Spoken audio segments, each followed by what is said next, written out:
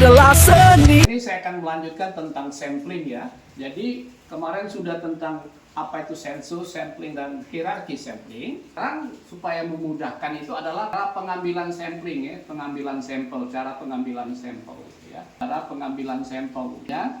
Jadi ada dua ya cara pengambilan sampel. Ada yang disebut tanpa peluang atau ini namanya dalam bahasa Inggrisnya non-probability sampling ya, non-probability sampling ya. Nah yang satu lagi probability sampling ya, atau dengan peluang, probability sampling ya. Ya, jadi yang satu ini dengan randomisasi, yang ini tanpa randomisasi gitu ya. Jadi ini artinya tanpa randomisasi, ini dengan randomisasi gitu ya. Ini dengan randomisasi. Nah, yang tanpa randomisasi ada beberapa yang mungkin sudah para mahasiswa tahu, yang jelas misalnya judgment ya. Judgment random ya kan? Judgment sampling gitu ya. Artinya ini seperti sama dengan purposive gitu ya. Purposive sampling ya. Purposive sampling gitu ya. Yang kedua ada yang disebut consecutive sampling,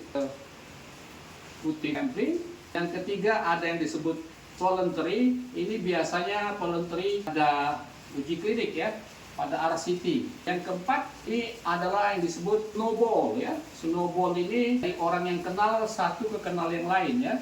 Ini biasanya untuk penelitian kesehatan pada masyarakat, misalnya tentang HIV, psikotropika ya, pakai teknik snowball gitu ya, pengguna psikotropika. Jadi dari mereka yang kenal gitu ya.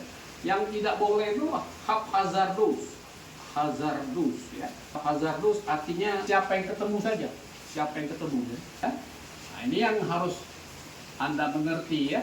Jadi yang tanpa pembanding, tanpa randomisasi, ada judgment atau purposive, consecutive sampling, voluntary, itu kebanyakan pada uji klinik obat, snowball pada penelitian sosial ya, terutama kesehatan sosial, dan yang terakhir adalah haphazardous ya. Nah, dan dengan randomisasi itu ada 5 gitu ya. Dengan randomisasi yang pertama adalah simple random. Ini misalnya yang selalu dikasih contoh simple random gitu ya. Dan dengan istilah misalnya muncang dadu gitu ya.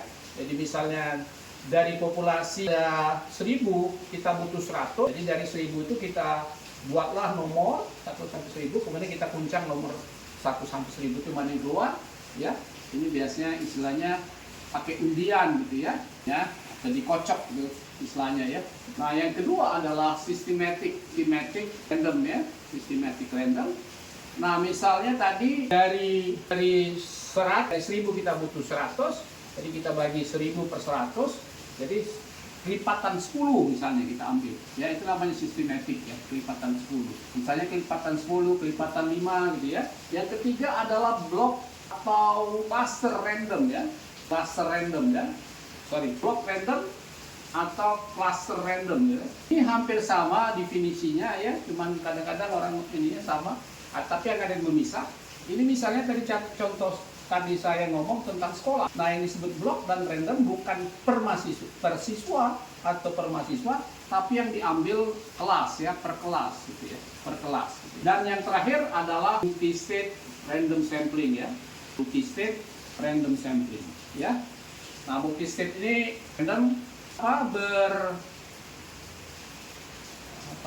berjenjang gitu ya.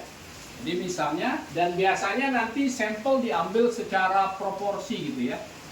Proporsi. Saya kasih contoh, misalnya kalau kita pengen mengetahui suatu penyakit X ya, di suatu kabupaten kita pengen generalisasinya ke provinsi atau ke Indonesia. Jadi satu kecamatan aja misalnya, supaya mudah ya. Kecamatan nanti ada berapa desa ya, misalnya ada 6 desa gitu ya, 2, 3, 4, 5, dan 6 gitu misalnya ya. Nah, dari 6 desa ini berapa RW gitu ya, begitu juga ini ya terus ya.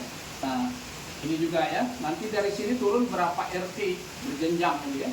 Dari sini nanti KK gitu ya, apakah nanti kita ambil per KK, jadi kita pakai blok atau nanti per individu mewakili kakak. Kita harus tahu jumlah desa ini berapa RW, setiap desa ini berapa RW, dan inilah yang diambil secara proporsi ya, berdasarkan jumlah desa. Jadi desa yang banyak pasti yang diambil sampelnya banyak ya. Jadi berdasarkan jumlah gitu ya, berdasarkan jumlah desa, RW, RT, dan terakhir kakak. Jadi diambil berdasarkan itu secara berurutan. Dan ini yang memakan waktu adalah waktu membuat list itu ya, berapa kakak itu terakhir yang lama ya. Jadi pengalaman saya membimbing seorang mahasiswa itu dia tentang prevalensi asma tadi itu butuh 300 siswa SD ya. Jadi dari 2 kecamatan besar, Seberang Ulu dan Seberang Ile di Kota Palembang. Dari Seberang Ulu itu ada berapa kecamatan, dari Seberang Ile berapa kecamatan, dan itu diambil 3.900. Yang lama itu membuat daftar siswa 3.900 itu. Kalau sudah dapat itu mudah analisanya, tapi waktu mengambil sampel ini yang susah untuk multi-state random sampling. Itu dulu, terima kasih telah menonton, mudah-mudahan jelas ya. Jadi mulai dari kenapa harus sampling dan kenapa harus ada sampling itu. Ya, dan cara pengambilan sampelnya sudah saya jelaskan secara menyeluruh. Terima kasih telah menonton, silakan subscribe, like, dan share. Ciao.